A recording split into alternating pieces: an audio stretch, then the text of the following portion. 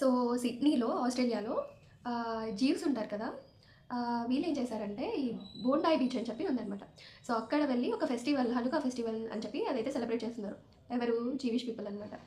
So ఇది Sunday December 14th evening almost 6:30 ఆ టైంలో వీళ్ళంతా అక్కడ గ్యాదర్ అయ్యి ఈ ఫెస్టివల్ని సెలబ్రేట్ చేస్తున్నారు.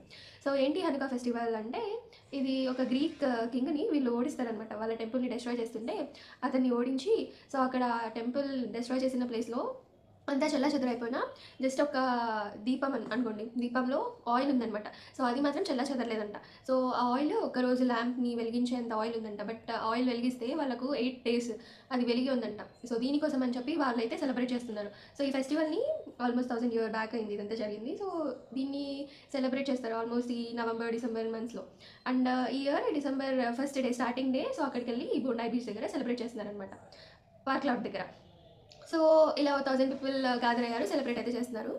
సో దగ్గరలో ఈ పార్కింగ్ లాట్ ఉంటుంది కదా, కార్స్ అంతా పార్క్ చేసే కదా. సో అక్కడ బ్రిడ్జ్ ఉందన్నమాట, చిన్న బ్రిడ్జ్. సో అక్కడ ఇద్దరు షూటర్స్ సడన్గా ఫైరింగ్ స్టార్ట్ చేశారు. ఫైరింగ్ స్టార్ట్ చేసి ఆల్మోస్ట్ ఒక 10 minutes జరిగిందనమాట ఈ ఫైరింగ్.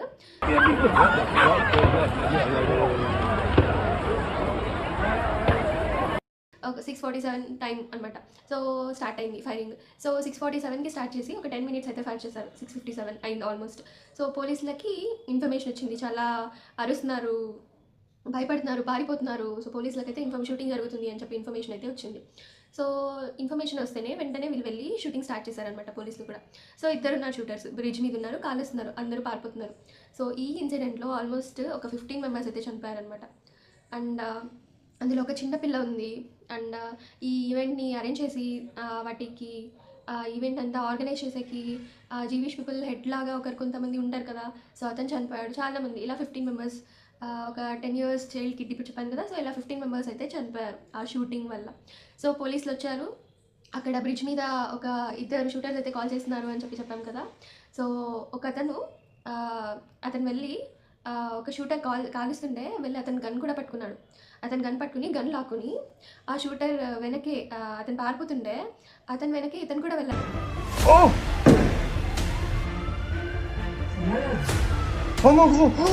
అనమాట. ఇంకో షూటర్ ఇతన్ని కాలుస్తున్నాడు, ఎవరు ఆ గన్ లాక్కున్నాడే అతన్ని కూడా కాలుస్తున్నాడు.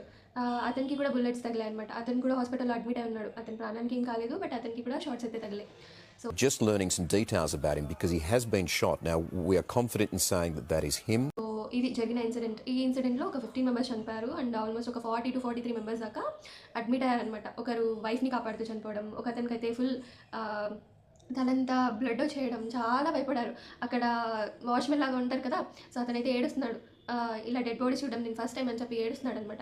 ఒక 15 మంది చిన్నపిల్ల కూడా చనిపోయిందంటే అర్థం చేసుకోండి ఇది ఎంత పెద్ద ఈవెంట్ అని చెప్పి, ఇంత పెద్ద టెర్రరిస్ట్ అటాక్ అని చెప్పి. ఇలా ఫైరింగ్ అయితే జరుగుతుంది. అండ్ ఒకతను వెళ్ళి ఒకతని దగ్గర గన్ లాక్కుని ఇలా చేశాడని చెప్పాను కదా. సో ఇలా గన్ లాక్కొని అతనికి షూటింగ్ బుల్లెట్స్ తగలగానే పోలీసులు వచ్చారనమాట. ఇటు నుండి వచ్చి ఒకతన్ని ఆ ఇద్దరు గన్మెన్స్లో ఒకతన్ని షూట్ చేసేసారు. సో ఒకతను అక్కడే షార్ట్ డెడ్. అండ్ ఇంకొకతనికి కూడా బుల్లెట్స్ తగిలా, ఇంజూర్ అయ్యాయి టెర్రరిస్ట్కి. సో అతను హాస్పిటల్లో అడ్మిట్ అయి ఉన్నాడనమాట. నిన్న వరకు కొమ్మలో ఉన్నాడంటే వాళ్ళ కొమ్మ నుండి బయటకు కూడా వచ్చాడనమాట. ఇది జరిగిన ఇన్సిడెంట్ అనమాట. సో ఇలా ఇద్దరు దొరికాక అండ్ పీపుల్ని అలర్ట్ చేశాక అక్కడ నుంచి వెళ్ళిపోండి అని చెప్పి పోలీసులు కూడా అలర్ట్ చేశాక సో నెక్స్ట్ ఇంకా వీళ్ళ గురించి వెతకడం అయితే స్టార్ట్ చేస్తారు కదా. సో వీళ్ళ గురించి వెతకడం స్టార్ట్ చేశారు అనమాట. సో అక్కడ వీళ్ళు ఇద్దరు అటాకర్స్ ఇద్దరు అనమాట. ఎవరు టెర్రరిస్ట్ అటాక్ చేసిన వాళ్ళు ఇద్దరు అనమాట. సాజిద్ అక్రమ్ అని నవీద్ అక్రమ్ అని చెప్పి ఇద్దరు తండ్రి కొడుకులు అనమాట. సాజిద్ అక్రమ్ ఏజ్ వచ్చి 50 years అండ్ ఇతను నవీద్ అక్రమ్ ఏజ్ వచ్చి 24 years. ఇతను నవీద్ అక్రమ్ యొక్క కార్లో వీళ్ళకు 2 హోమ్ మేడ్ ISIS ఫ్లాగ్స్ దొరికాయంట. అంటే ఈ ISIS అంటే ఇది వచ్చి ఇస్లామిక్ స్టేట్ అనమాట. ఇది ఒక టెర్రరిస్ట్ గ్రూప్ అనుకోండి, ఇరాక్లో, సిరియాలో. సో వాళ్ళకి ఏంటంటే మొత్తం షరియాలా పాస్ చేయాలి అండ్ గ్లోబ్లో వరల్డ్ మొత్తం ఈ షరియాలా ఇస్లామిక్ స్టేట్ అయిపోవాలి చేయాలి అని చెప్పి అదొక టెర్రరిస్ట్ ఆర్గనైజేషన్ లాగా అనుకోండి. సో చాలా క్రైమ్స్ ఉంటారనమాట, రాడికలైజ్ చేస్తుంటారు పీపుల్ని. సో ఇలాంటివి 2 ఫ్లాగ్స్ అయితే దొరికాయంట వాళ్ళ కార్లో. అండ్ ఇతని నవీద్ అక్రమ్ ఆ తర్వాత వాళ్ళ ఫాదర్ ఎవరైతే ఉన్నారో ఈ సాజిద్ అక్రమ్, నవీద్ అక్రమ్ అని చెప్పి సో వీళ్ళు ఒక 1 month బ్యాక్ ఫిలిప్పైన్స్కి కూడా వెళ్ళారంట. ఒక 1 month స్టే చేశారంట నవంబర్ అంతా అక్కడ.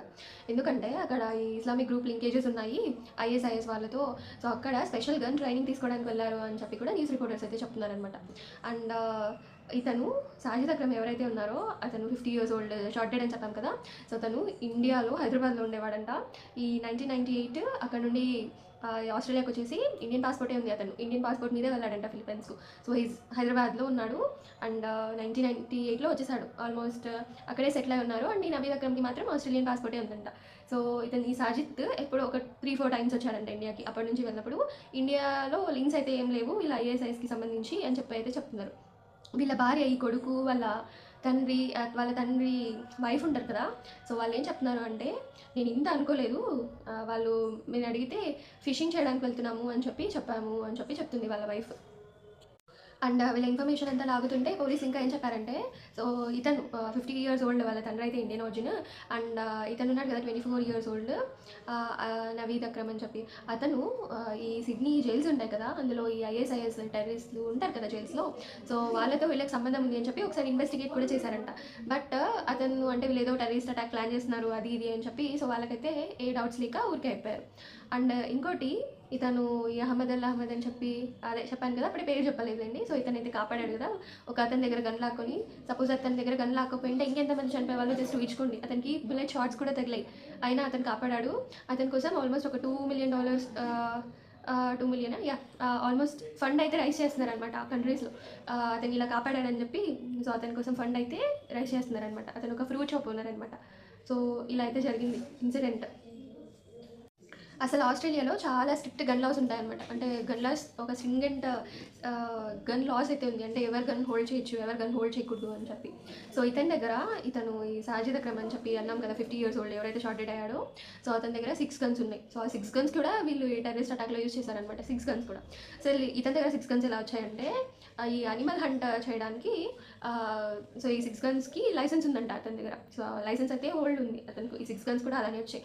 సో అంత స్ట్రింగెంట్ లాస్ ఉన్నాయి, గన్స్ ఎలా వచ్చాయి అని చెప్పి డౌట్ ఉండొచ్చు కదా.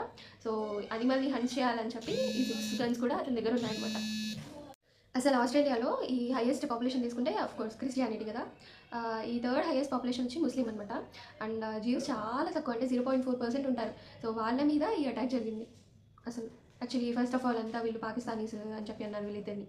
సో ఇప్పుడు వస్తున్న న్యూస్ ఏంటంటే, ఇతను ఇండియా అతను, హైదరాబాద్ అతను అని చెప్పి వస్తుందన్నమాట.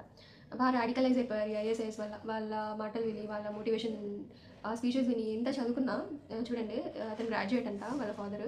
సో వాళ్ళ ఫాదర్ ఇతనికి అలా నూరిపోసి, నేను ఒక వీడియోలో అయితే చూశానమాట, వాళ్ళ ఫాదర్ని గన్తో కాల్ చేసి అతను పడిపోయినా ఈ అబ్బాయి అయితే అసలు దగ్గరికి పోలే, ఇంకా ఫైట్ చేస్తూనే ఉన్నాడు. సో అంత రాడికలైజ్డ్ మైండ్ అయిపోయింది వీళ్ళిద్దరికి. అండ్ వరల్డ్ లీడర్స్ అయితే కండెమ్ అయితే చేశారు. మన పిఎం కూడా కండెమ్ చేశారు. అండ్ కోర్స్ మేము జీరో టాలరెన్స్ చూపిస్తాము టెర్రరిజంకు అని చెప్పి మన పిఎం కూడా కండెమ్ చేశారు. అండ్ ఇజ్రాయెల్ పిఎం అయితే ఇది ఒక యాంటీ సెమిటిక్ అటాక్, మేము వార్న్ చేస్తూనే ఉన్నాం ఆస్ట్రేలియాకి, యాంటీ సెమిటిజం ఎక్కువ అవుతుంది అని చెప్పి. యాంటీ సెమిటిజం అంటే ఏం లేదు, జీవ్స్కి ఎగెనెస్ట్గా హేట్రెడ్ అనమాట. మీకు తెలిసి ఉంటుంది కదా, పాలెస్టీన్, ఈ గాజా, జీవ్స్కి మధ్య సో ఇదంతా జరుగుతుంది కదా ఇష్యూ. సో ఈ యాంటీ సెమిటిజం ఎక్కువ అవుతుంది ఆస్ట్రేలియాలోని, నేను వార్న్ చేస్తూనే ఉన్నాను అని చెప్పి ఆయన ఇజ్రాయెల్ పిఎం అయితే అన్నారు. అండ్ ఆస్ట్రేలియన్ పిఎం కూడా అదే అన్నారనమాట, ఈ యాంటీ సెమిటిజం ఇంత ఉంది, మేము దీన్ని టాలరేట్ చేయము, స్ట్రింగెంట్ లాస్ తీసుకొని వస్తాం, గన్ లాస్, అండ్ ఈ యాంటీ సెమిటిజం కూడా కాకుండా మేము చూసుకుంటామని చెప్పి ఈయన కూడా అన్నారనమాట. Issue just similar to Pahalgam attack. పహల్గామ్లో ఎట్లయితే వచ్చి గన్తో షూట్ చేశారో, ఇది కూడా అంతే. ఇది ఇది రిపీట్ అయిపోతుందబ్బా. యాక్చువల్లీ వస్తారు, షూట్ చేస్తారు, వెళ్ళిపోతారు. ప్రతి కంట్రీ కండెమ్ చేస్తుంది. సో ఇది ఇక్కడితో ఆగిపోతుంది. అసలు పీపుల్, ఇది కొత్త ట్రెండ్ ఏంటంటే అందరూ చదువుకున్న వాళ్ళే. సో మన ఢిల్లీ బ్లాస్ట్‌లో వాళ్ళు డాక్టర్స్. ఢిల్లీ బ్లాస్ట్ జరిగినప్పుడు వాళ్ళంతా ఎవరు ప్లాన్ చేసింది? డాక్టర్స్ అనమాట. సో ఇప్పుడు ఎలా అంటే బాగా చదువుకొని ఉంటారు. బట్ వాళ్ళ మైండ్‌లో ఇంత రాడికలైజేషన్‌ని ఎంత క్రియేట్ చేస్తున్నారు చూడండి. వాళ్ళ ఫాదర్ సన్ కలిసి చేస్తున్నారు అంటే ఎంత రాడికలైజ్ అయిపోయారు. వీళ్ళని ఏం చేస్తే రాడికలైజేషన్ నుంచి బయటకి తీయొచ్చు? జస్ట్ మీరే ఆలోచించి కామెంట్ చేయండి కింద. సో ఆస్ట్రేలియాలో ఈ బొండా అటాక్ స్టోరీ అయితే ఇది.